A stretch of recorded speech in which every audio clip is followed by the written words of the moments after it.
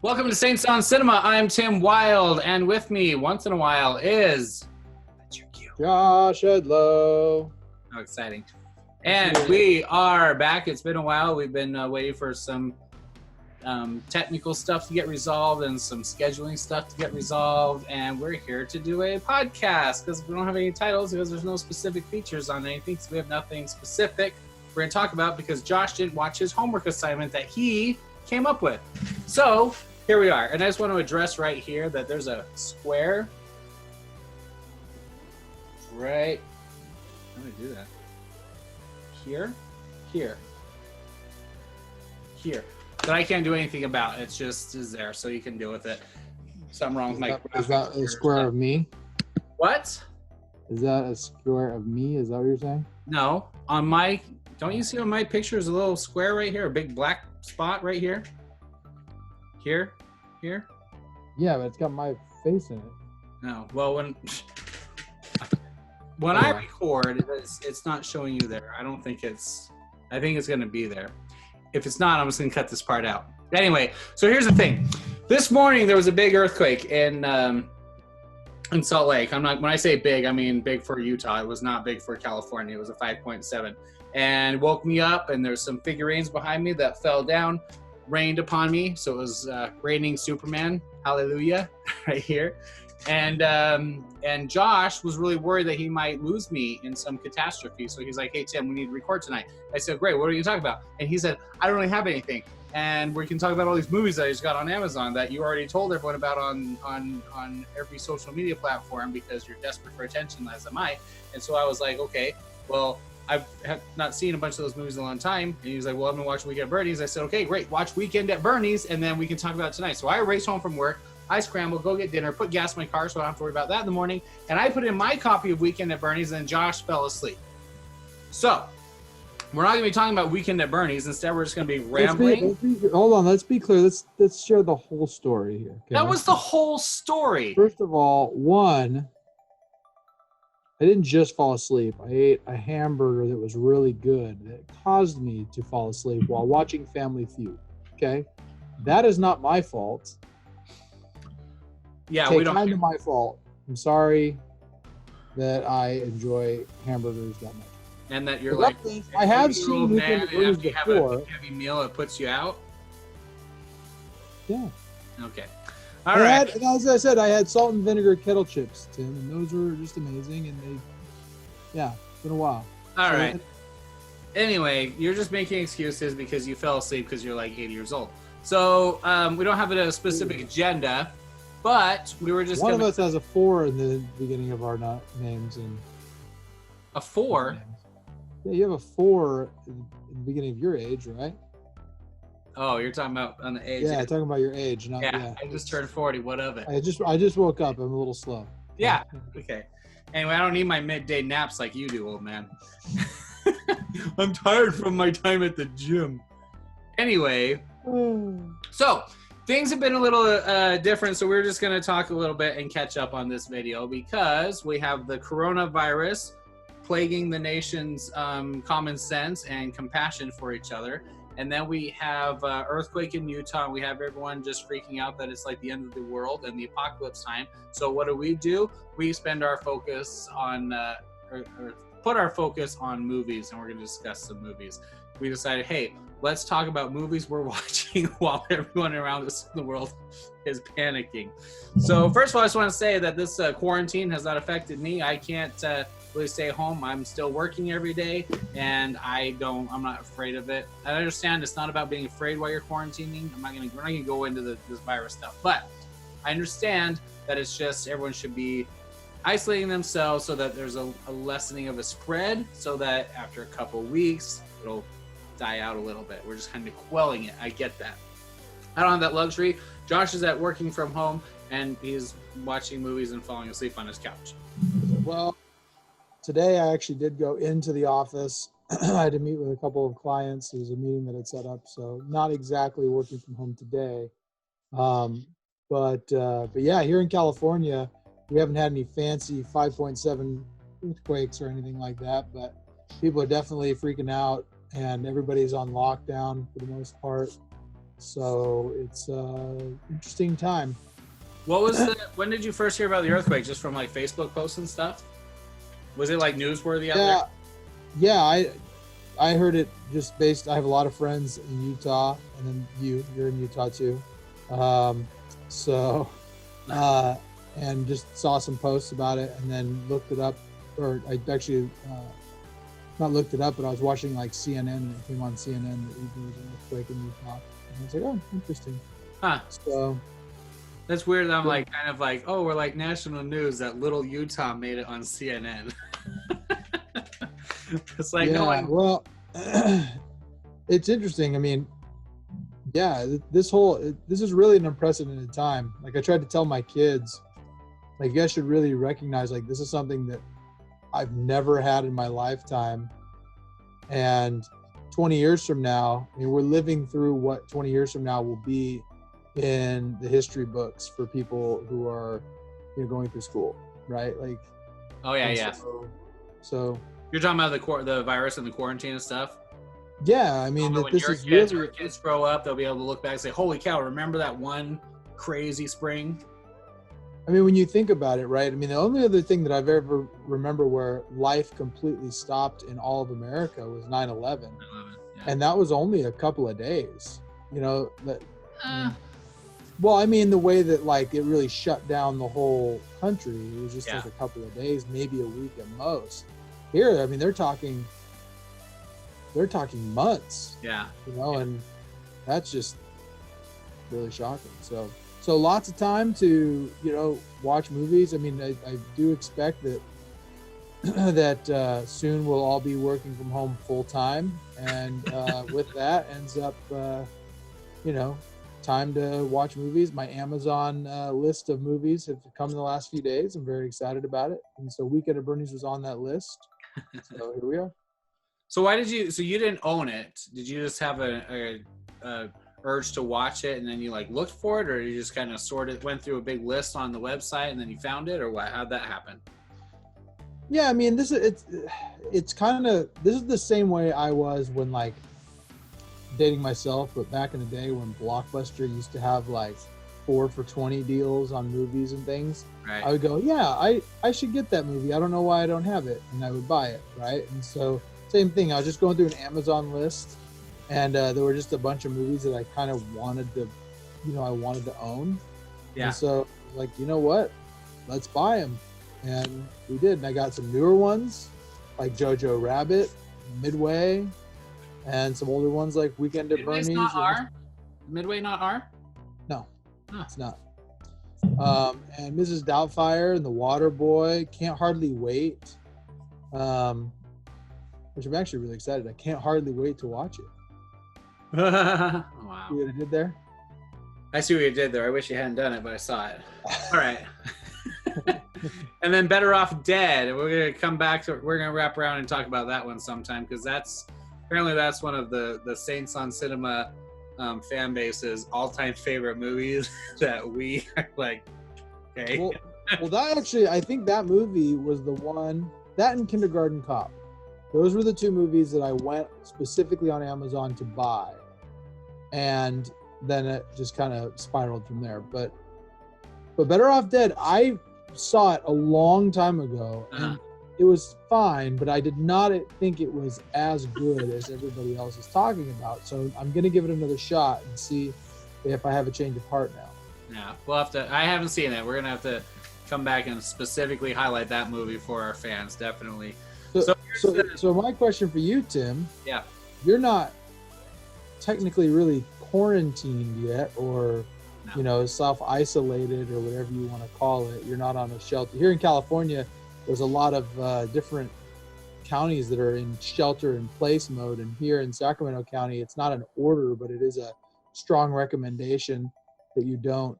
That's where we are. You have a shelter-in-place recommendation? I think so. The one where they say like it was a state of emergency after the earthquake, but that wasn't the virus stuff. So, I mean, it's not like we get dirty looks from the cops if we're out on the street. They're like, why are they not in their house? It's not like that. Yeah, and that's the thing. So, like I said, I mean, today like I said, it's a strong recommendation. It's not it's not a requirement. It's not an order. In San Francisco, there's 6 counties right now that are completely on lockdown. Right. So, but like, there's still a lot of cars out there. I go out there and it's definitely a lot lighter. It's like lighter traffic out there, but everywhere I go, there are still people. Yeah, it's nice. I can navigate the city and it's not gridlock everywhere I go. It's pretty awesome. I kind of like it like this. Yeah, it just, it's scary times. Sorry, did you have a question for me in there, or the question was? Yeah, so the question was, okay, so you're not quarantined. Sorry, yeah, you're not like really isolated yet, but are you watching anything right now of consequence? Okay, so yes, I'm gonna say, I mean, I was already in the middle of watching a lot of different things. I'm running back through 30 Rock. I started Sports Night again. I've been going through Lost. I've not watched through Lost ever since it aired. I've gone through like seasons 1 and 2, like with like girls I was dating or whatever. We're trying to go through, because I want to watch through Lost again with someone that has never seen it, so we can get a kind of a retrospective on it. Because I didn't mind the very last episode, but I didn't like the last season. Everyone else rates the entire series on the last season. So I want to go through it with someone and re-experience it, because I can't remember all the stuff in the middle, and watch it. So I was like on season 3 or 4 when kind of stuff got a little more heavy in the country. In the country. But I have been slowly pursuing that. Lost, of all the things you could choose, Lost. It's on the list. That's the thing. I kind of get bored easily with this series, and that's why I'm going through. But Lost is awesome. I don't want to hear it from you. No, okay. Here's the thing about Lost.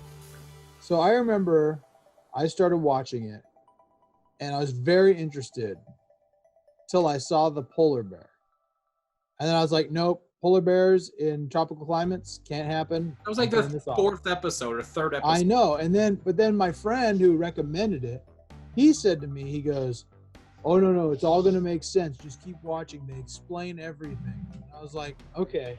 So I kept watching, and then at the end, I was like, wait a minute, they didn't explain anything.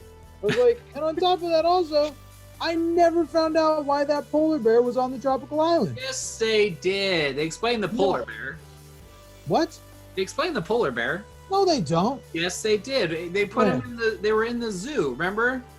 When they captured Jack, Locke, and Kate and Locke Sawyer. And they put him in the cages, and Sawyer was trying to figure out the thing to get the biscuit. And he commented that the bears only took so long to figure out the puzzle to get the biscuit, and there was 2 of them, and they end up killing 2 bears throughout the show.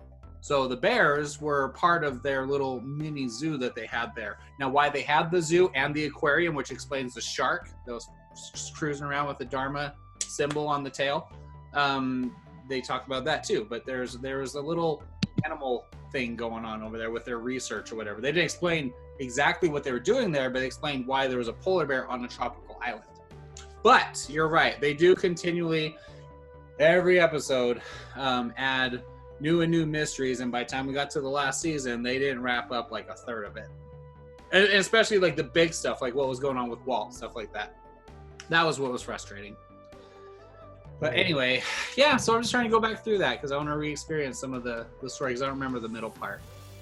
But you know what series I just started watching the first time in forever? Married with Children.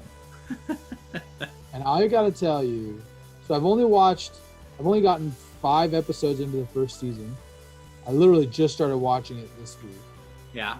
And it's not, so the first, if anybody's ever seen Married with Children, the big thing about it, at least in the late 80s, early 90s, was that it was kind of raunchy and it got a lot of play. And it was actually one of the reasons why the Fox network even was able to thrive, because of Married with Children and The Simpsons. And those were both considered very like raunchy and cutting edge at the time. And there were a lot of like groups that didn't want them on TV. But the thing is they didn't really start ramping up that raunchiness until like the 5th or 6th, 7th episode of the first season. So the first 4 episodes were really not. It was normal. They were normal, but the thing is Al Bundy is so funny. He says things, especially for anyone who's ever had like a a stay-at-home wife or something like that. Like it's so funny, the dynamic between him and Peg, and the dynamic between Peg not understanding what he goes through all day working, and then him not understanding what she goes through all day as a stay-at-home mom. Right. Although they kind of ramp up the idea that she really doesn't do much of anything at home, Right. type of thing. But that dynamic is so funny, and so love it. The funny thing is they don't really dive into either of those two things because it's more like a family situational thing. That's what a sitcom is. Mm-hmm. But like later on, like seasons like 2, 3, and I don't have them like all memorized, but I remember about the season that I started watching. I never saw as a kid seasons 1 and 2. My brother and I started watching it, against my mother's wishes. Not she didn't forbid it, but she didn't like that we watched it. Like seasons 2 or 3, and they were a little bit older. But that's when they spent more time in the shoe store. That's when they started having a lot more of the tropes with Peg that came out that were long lasting, like the bonbons and stuff like that. Right. And then it was just the first couple seasons was just taking the family and putting them in weird places, like going to the beach or put them in a traffic jam, or some of my favorite episodes was when they ran out of, or when their air conditioning broke, and so they put them to the grocery store. They stick to the grocery store. Yeah. And then they the manager came and was going to kick them out because they weren't buying anything. So Al goes up and he buys with his only money was a pack of gum or something like that, and then he gets the big shopping spree that he and Marcy Yeah. So awesome because he cut in front of her, and so she demanded it. Anyway, that was those episodes are just hilarious. So when you get further, you're 5 episodes in right now. Yeah. When you get further, and we can talk about some of those, like when I went back to go through Roseanne. So I want to hear what you enjoy. I remember a interview with Christine Applegate, and she said from those early episodes when she was so young, and how, like you said, how edgy that show was for the time. She mentioned like she didn't even understand the jokes. Like with some of the dialogue she was saying, she would just kind of say the lines, and that was the punchline, but she didn't really get it because she was so young. Actually, maybe that was Dave Faust. Faust, is that his name? Yeah, I think so. But anyway, I think it was actually him that he didn't get the jokes. It does get too over the top for me towards the end. I don't like the later seasons. Yeah, I mean that happens with a lot of shows where they find something that works, and so they just ramp it up to 11, and it kind of kills it. And then they try and push it to season 11, and then you're done. I bailed on Roseanne about when I got whatever season 7 or 8 or whatever, and you even told me it kind of doesn't get as good from here out, and it was right when they switched Becky, and I didn't mind that. Darlene went off to school, and it seemed like it was really forced situations to get Darlene back into the conversations and stuff, and all the stuff with David kind of went lame. I didn't care about the storylines anymore, so I kind of like So what was the last episode that you saw? Because there was some good stuff that comes in after that. I don't remember the last episode. I got through the parts where Dan found out that David was living with Darlene or something like that. And then Darlene, and they went back and they had a big thing where he had they found drugs too. They found drugs and they thought it was David's in the basement, but it turned out it used to be Becky's or something. I can't remember. But it was like a big, huge, almost fight in the basement. And I think that was after or before the episode where they confronted David's mom. And that was actually really good when they were talking to David's mom about how about she wanted to move with him and how she was a horrible mother and everything. Really good episodes with that. And then that's when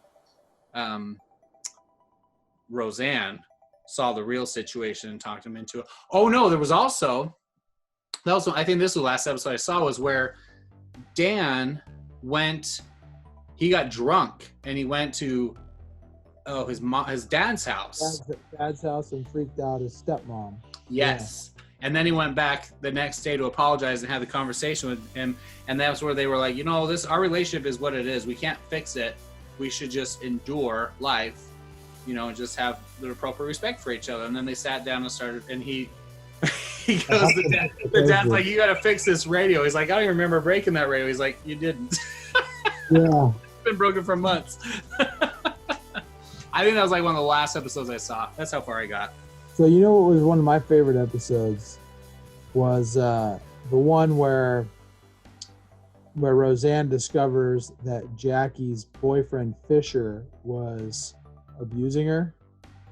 Not Fisher. Yeah, Fisher. Yeah. I was thinking Booker. Yeah. George Clooney. It wasn't George Clooney. Yeah. No, not George Clooney. Yes. Yeah, Fisher was abusing her. Yeah. And what I loved in that episode was Dan just grabbing his coat and leaving, and then coming back. That was the end of the episode. Yeah, and then this next episode is him coming back, and he has gets ice for his hand, and the cops come, and he's like, and they're his friends, and oh my gosh, I was kind of, when they tried to hide it from Dan, I can't remember how it was revealed, how he figured it out. They all move out of the kitchen, or they leave the kitchen, leaving the set in that early scene, and he just picks up his jacket, walks off. I was like on the edge of my seat. I was like, oh no, because I knew how real the confrontations could get in this show. So when that happened, that was like on a new level. And then he takes off, and it was like credits. I'm like, oh my gosh, what the heck is gonna happen next? Well, that was what was so great about that show. And I know that right now, with all the social justice stuff going on, Roseanne is like a faux pas, but she really, in the 90s, groundbreaking stuff. That was just stuff that was super intense, that was not talked about in comedy sitcoms at the time. Things like low-income families and dealing with, I remember the one where they had their electricity shut off and dealing with that, or, the first lesbian kiss on TV that came from Roseanne. Really? Yeah, it was the one where what was her girlfriend's name? Nancy. Her friend Nancy had a girlfriend, and then the one that married Roseanne. Yeah, and then she kissed Roseanne, and there was that, and there were there's a lot of things in there that they deal with, like teens coming and asking their moms for a pill. That type of thing. Stuff, teen sex stuff. Yeah, or depression. They dealt with it was one of the first episodes that dealt with the depression, was when Darlene was completely depressed for a season, on that one. And so really groundbreaking stuff that people don't talk about. Yeah, that was one of my favorite moments. I think I talked to you about this off camera, where when Roseanne was just pushing so hard to connect with Darlene, and Darlene just ended up, she was just like, leave me alone, there's nothing wrong. She gave her money to go shopping, and then Becky was trying to be all depressed so she could get a credit card to go shopping. But Darlene she just went and bought more black clothes, and Becky was, Roseanne was just frustrated. She just wanted her to just go out there and have fun and just be happy, just do something positive. And she was like, I just need you to leave me alone. There's nothing wrong. Quit trying to fix it. And when she finally left her alone, the episode ended. And I can't remember what she said. There was something specific where she was kind of one of those, I'm trying to find my place in high school kind of things, or figure out what I am or whatever. But it cut during the credits. All it was Darlene lay on the couch, no one else there, and she's just eating chips, watching TV, because that's all she wanted to do. And it was that was the closure of the episode, was just you know what, just leave her alone. And I was like, that is so, bro, you could never get away with that. No one would be interested in that, because that's not sexy, that's not interesting, that's not revolutionary, but that's real. And that's what what you're talking about. Everything on this show, these situations and these concepts and topics were real, and no one else was talking about them on TV like that. So the thing that's interesting is I'm interested that you ended when you did, because that wasn't what I was talking about. What I was talking about was the part later on when they win the lottery. That's when it just goes way downhill, because you eliminate the whole purpose of them is that they were a low-income family trying to make ends meet, and then they were no longer that, so I thought that was kind of lame. And then the way they ended it, I felt was kind of lame too. Yeah, and I'm not there yet, and I don't remember. I know there's something about something with Dan. I know there was something that they had to write something to get him, to make sense in the story for him to come back in the new one. That was just a thing that they talked about. But have you not seen the end of Roseanne? No. Oh, okay. It's well, I'm my. sure. I thought I heard Dan died, but I mean, don't confirm it. I may finish. I don't know. Like thinking about watching 3 more seasons of that just sounds like such a time commitment when I'm like into Well, you got lots of time right now. right?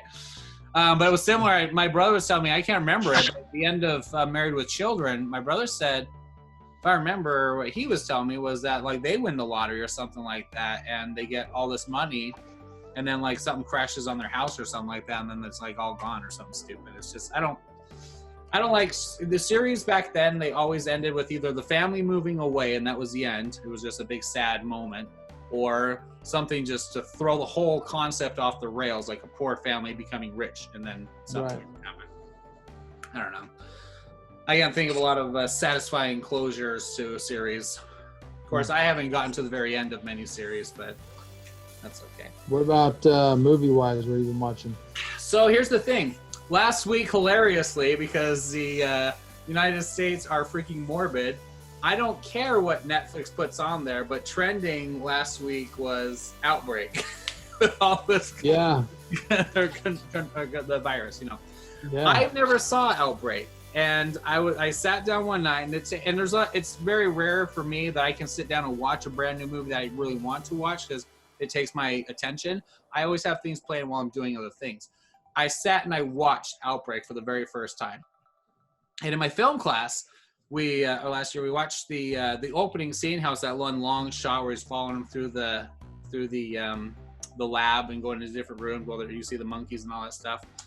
And I remember that scene. I remember Kevin Spacey's in it. I had forgotten that Morgan Freeman and Dustin Hoffman were in it, but I remember like I was like, okay, I want to go back and actually watch this movie. Now that I've watched it, it's ridiculous for one, but it's an okay movie, but it had some phenomenal little monologues from Dustin Hoffman.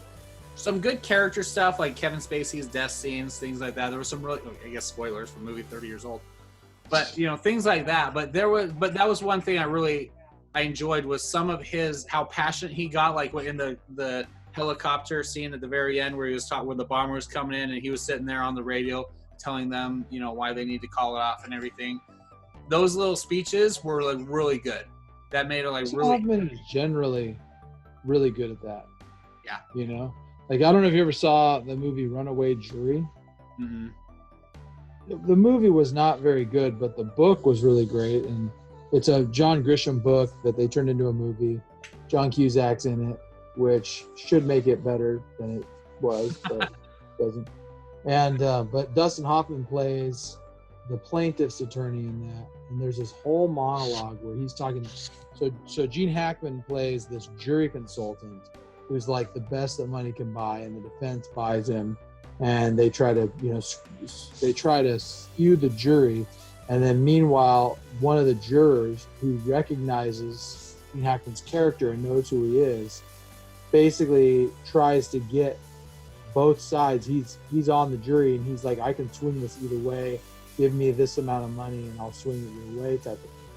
But there's this whole monologue in the bathroom.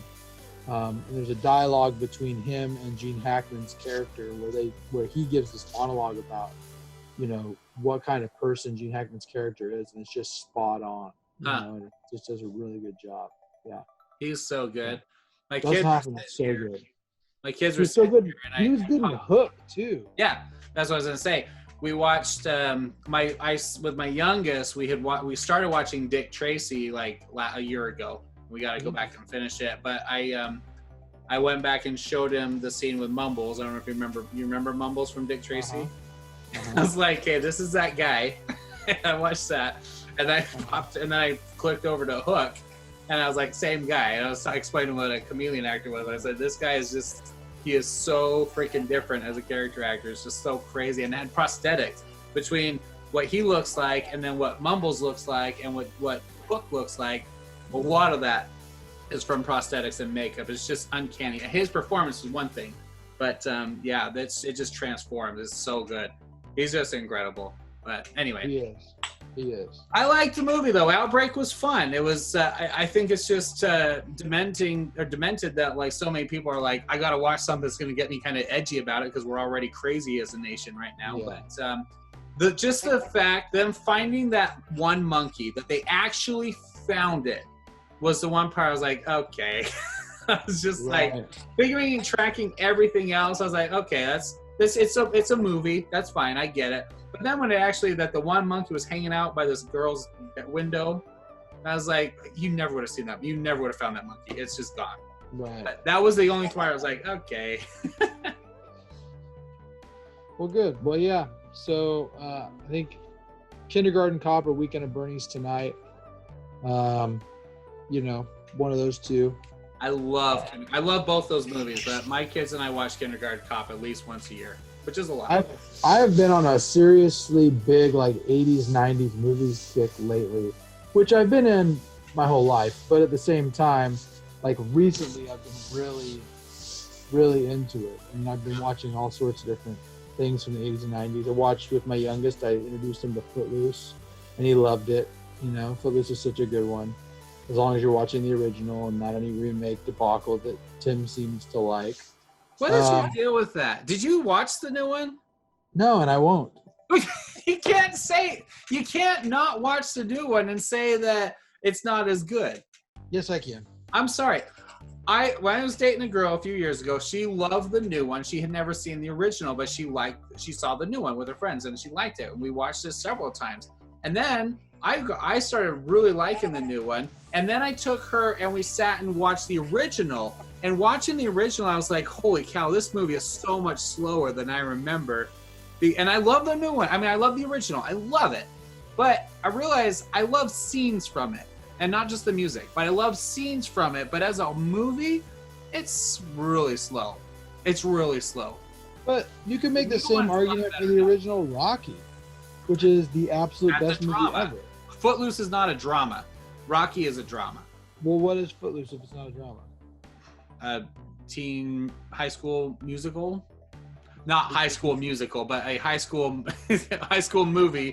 A musical about a high school experience, yeah. I wouldn't even say musical. I would say it's a dance. I don't know. Whatever you would call it. I guess a musical. It's a musical. You know what movie I wish my daughters could watch, but it's R-rated, and I don't even remember why it's R-rated. It's Flashdance. I've never seen Flashdance. I've only seen the one scene. Really? You should watch it. It's a good one because I know how you're a heathen and watch R-rated movies. So this is one that you should watch. Yes. I want to. I've heard whenever I talk about Footloose at work, my boss, who's a little bit older than me, he talks about Flashdance. Yeah. So he showed me the main song, and he showed me how suggestive it was, and he was like, "Oh, back in the day, that was like so hot," and I was like, "Okay, I get it," but I was like, "Yeah, it's interesting how that works." But have you seen Staying Alive? A long time ago. Okay, I saw Staying Alive. I've never seen Saturday Night Fever, or vice versa. But I saw it once when I was like 10. Interesting. But we watched the ones with the girls, but not the one with the guy. Don't care about John Travolta. Yeah. So what else are you watching? What else have you watched in the last week or so? The Wedding Singer. Okay. Which did you just thumbs down The Wedding Singer? The Wedding Singer has great music, but I don't care about the movie. I've decided I'm not a huge Adam Sandler fan after all these years. I've decided that. Oh my gosh. It's great. Okay, we all know that he's taken a step down in the last decade, but that first few movies were hilarious. Billy Madison, Happy Gilmore, The Wedding Singer, The Water Boy, Mr. Deeds, like those all of Big Daddy. Yeah, Big Daddy, like those movies were great. Big Daddy was good. Yeah. Again, you made me watch Happy Gilmore. I wasn't impressed. It was okay, and I was like, maybe high school me would have thought it was funny, but Billy Madison was far superior to Happy Gilmore, and you guys everyone on Facebook argued with me on that. Everyone thought Happy Madison was the best one, or Happy Gilmore. Happy Madison's the company. Well, that's what's interesting because my opinion has been, and I've said this before, like So everyone agrees that Billy Madison and Happy Gilmore are Adam Sandler's two best movies. You can argue whether or the foundation. The best. You really think those are the best? Oh yeah, I think those are absolutely the best movies he's ever done. All right. And if the fact that you even question that tells me how bad you are on this subject, because both of those movies are absolute classics, and it's so prototypical Adam Sandler. It's perfect. You think that they're hang on. Is it that you think he's the best in them because they're most like his humor, or do you think they're actually good movies? Even as a comedy, a good comedy movie. Yes, I think they're good comedies. I think Waterboy is way funnier and better than Happy Gilmore. And I think even Mr. Deeds is a much better movie than either of those two. Are you drunk? Absolutely. You think that Mr. Deeds is better? I think so. Billy Madison and Happy Gilmore? Billy Madison is still my favorite of his movies, but as he progressed in making films, I think Mr. Deeds as a film was much better done. It's way better than Happy Gilmore. Happy Gilmore was more like a skit comedy show. I don't even know what to say. You can say I'm right.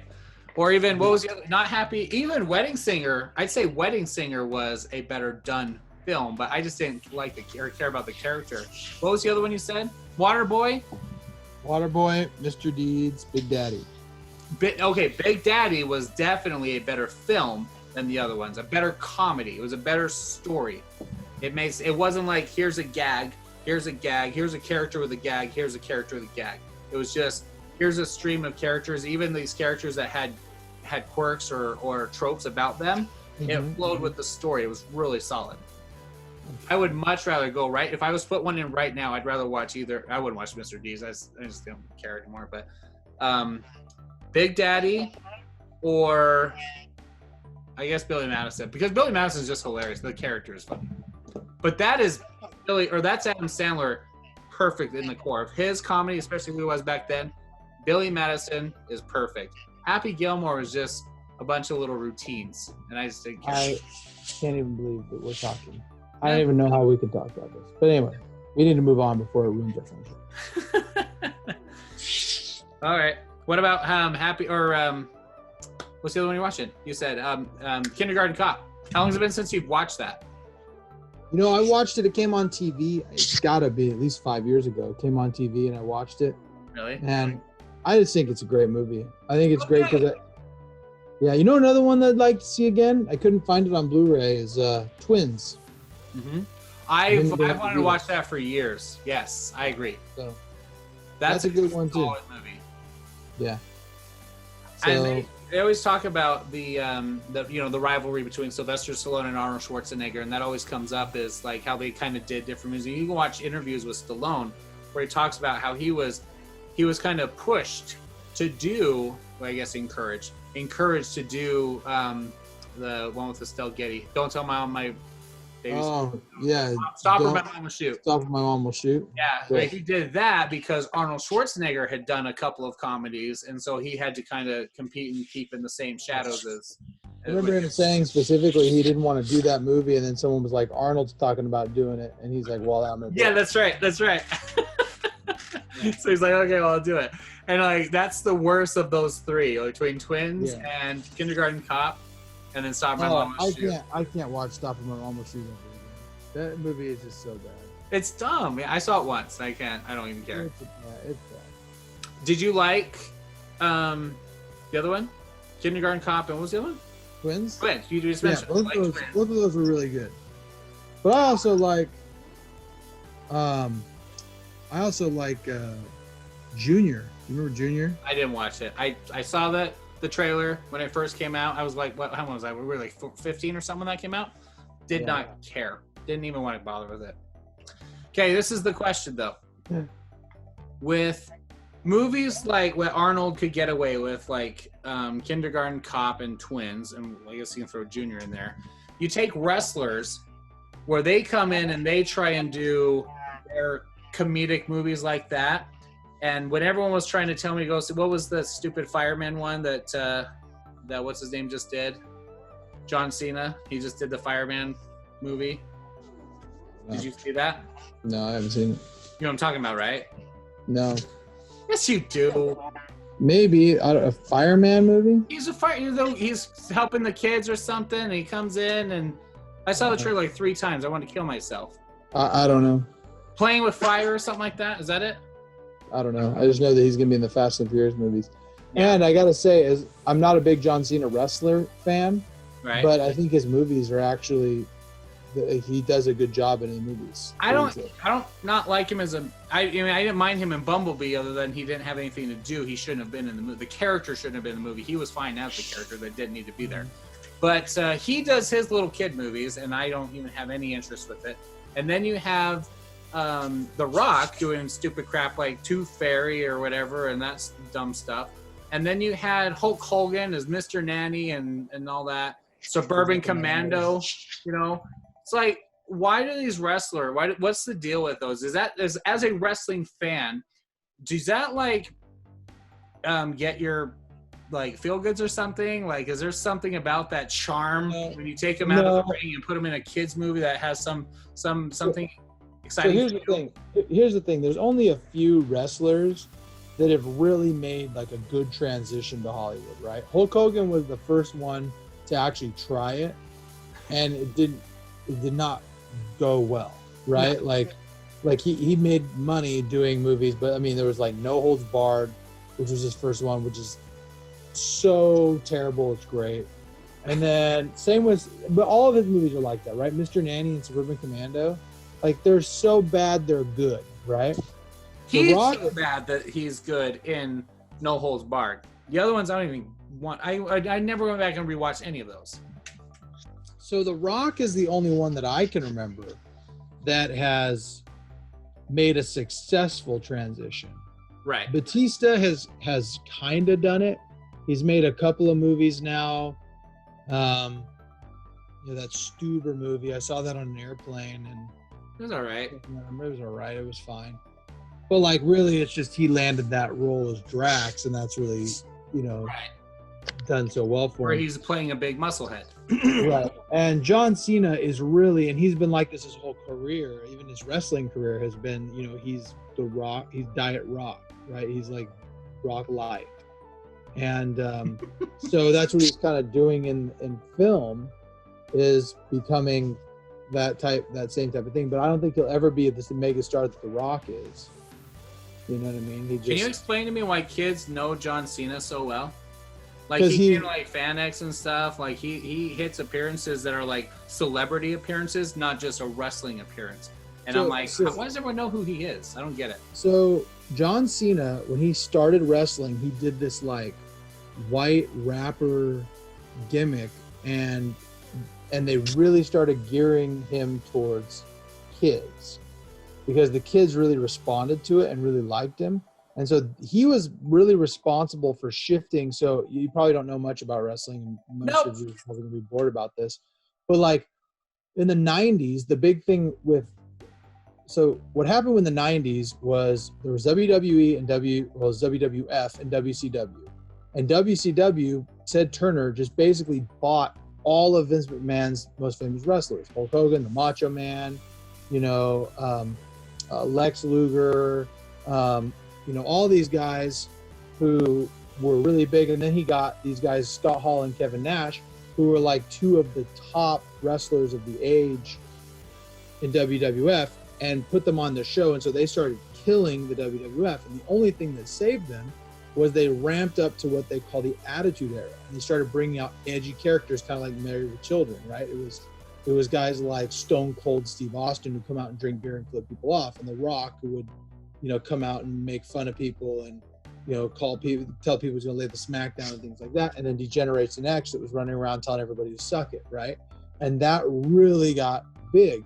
So that got really big for probably 4 or 5 years. And then all of a sudden, Stone Cold Steve Austin left because he broke his neck. The Rock went to movies. WCW went out of business. So they were a void of a star.